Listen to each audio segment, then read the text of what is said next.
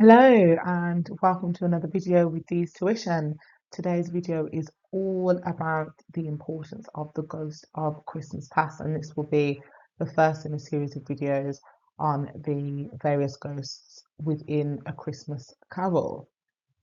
So as you can see, I've got the image from the Disney version because I just feel that it really represents this character really well and goes extremely well with Dickens' original description of the character. Anyway, let's get into it. So the first reason why the Ghost of Christmas Past is so important to the novella is because he is the first official ghost to teach Scrooge. He is Scrooge's real first teacher. And some people may argue that Marley is the first teacher, but in my opinion, Marley is just like the prelude to the teachings, and this ghost is the first official teacher. So I've got two quotations that really represent this. So the first quotation reads, "The curtains of his bed were drawn aside, I tell you, by hand." And that quotation is really important because he comes into the bedroom with a real shock factor. And it uses that phrase, the curtains of his bed were drawn. He's not expecting anybody in his room. And of course, there's no physical person in his room. So we know, and he also knows that it's supernatural. And that, of course, brings back in that theme of the supernatural, but it also makes the ghost have the biggest impact and has that shock factor for Scrooge, which gives him that initial reason to actually listen to anything that the ghost says or shows him thereafter. And the second quotation is, "It was a strange figure, like a child, yet not so like a child as like an old man."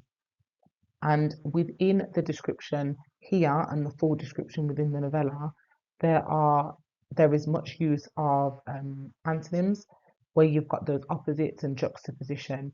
And I feel that the reason why Dickens has done this is because the ghost needs to look strange. It needs to be continuing changing its shape and its figure and things in order for it to have a big impact on Scrooge. At this point, Scrooge is a non-believer really in the ghost and the power of the ghost and the power of the supernatural. So it's really important that this first ghost comes in and has a massive impact, not only for what he will show Scrooge, but also for the ghosts that will follow. And of course, as well, the reason why you've got so many opposites and the reason why he's morphing continuously is because this ghost represents memory from young to old.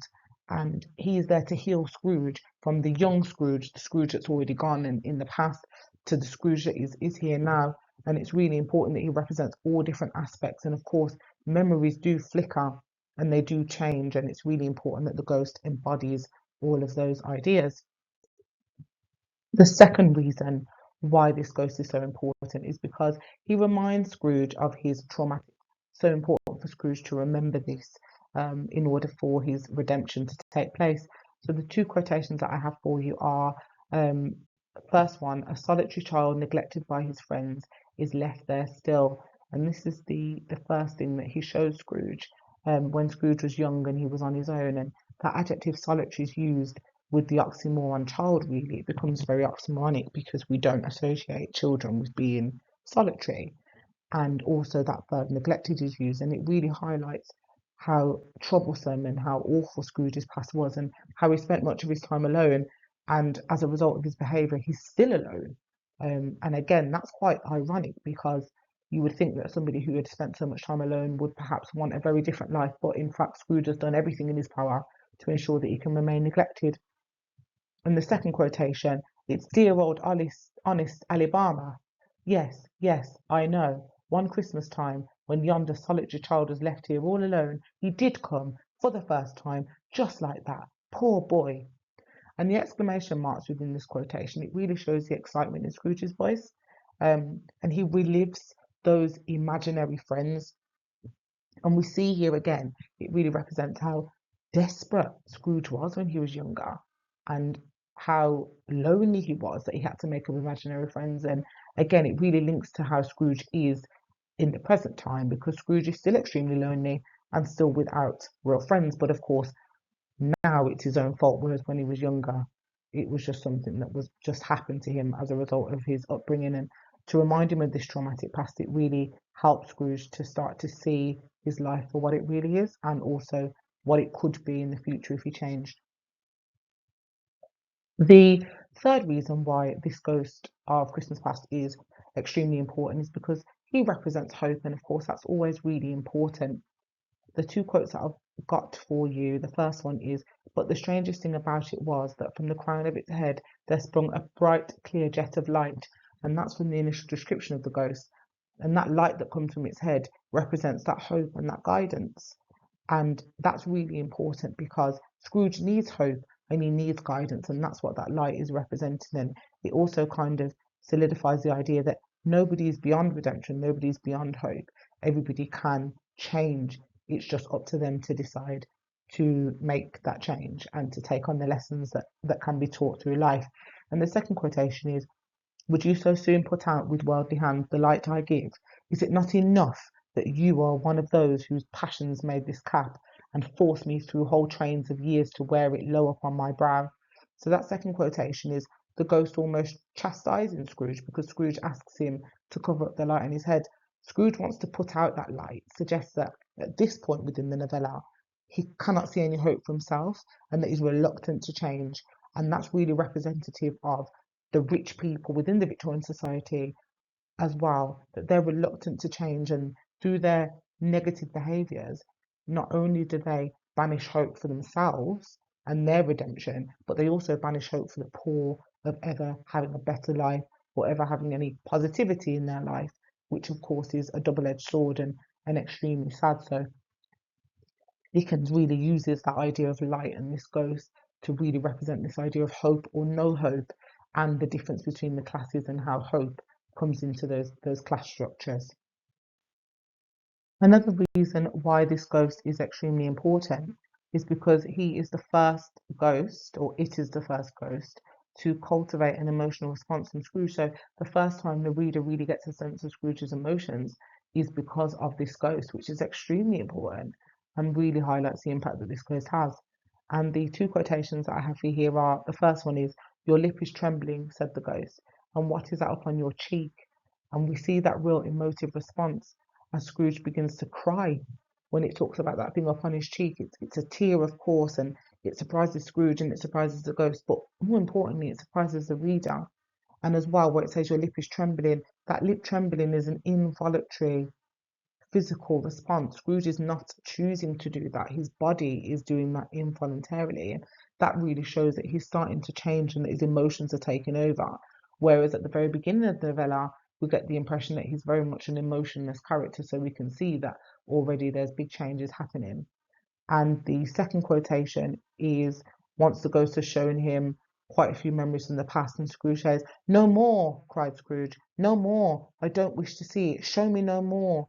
And you can see here through the exclamation marks and the repetition of "no more" that Scrooge is quite frantic here, he's quite scared and he's fearful. He's repeating "no more" because it's as if he's reached his emotional capacity. He's never experienced this much emotion before, and he's quite frightened of it and he doesn't want to experience any more of it. He doesn't know how to deal with it.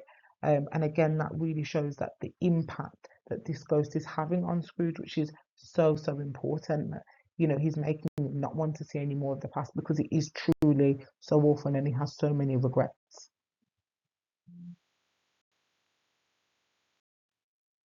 The final reason why this ghost is extremely important to the novella as a whole is because he highlights Scrooge's hamasha. And if you are unsure of what an hamasha is, and you can look into it a little bit more, but it's essentially a character's fatal flaw, like the one thing that really kind of holds them back. And Scrooge's hamasha is, of course, greed. And the two quotations that I have for you here are, and the first one is, "There was a boy singing a Christmas carol at my door last night. I should like to have given him something, that's all." So Scrooge really starts to think about the things that are blocking him from connecting with people. And by using that little anecdote about the little boy that was a carol singer, it really highlights that even children he's unable to connect with, people that are singing to bring joy he's unable to connect with because of the fact that he's greedy and he doesn't want to share any of his wealth because he's so frightened of losing it all. So that's a really, really important anecdote because it's him realizing that actually there are better things he could be doing with his money rather than hoarding it. And the second quotation is, "Another idol has displaced me, and if it can cheer and comfort you in times to come, as I would have tried to do, I have no just cause to grieve." And this quote, of course, is said by Belle, Scrooge's ex-fiancée. And that metaphor that she uses about an idol displacing her, it's really important because it shows that Scrooge's hamartia greed has not only disconnected him from people, but it's also disconnected him from his religion. And Victorians were extremely religious, so for him to be worshipping and idolizing something else is a huge sin and really puts a huge barrier between himself and God. And where, of course, she says, um, if if the money can comfort him as she would have tried to do, then she's got no cause to grieve. You've got this language of death, and it really shows that as a result of his pursuit of wealth and money, he's killing the relationships that he has, and the relationship that he has with Val is his most significant one, and he destroys that and he puts an end to it and he kills it because of his pursuit of money, and that becomes so much more important to him than what would have been or should have been the love of his life. So that's the end of this video on the Ghost of Christmas Past, and I really hope that it's something that has helped you in some ways. If you do feel that it has been helpful, please do share it with somebody else so it can help them in their GCSE preparation.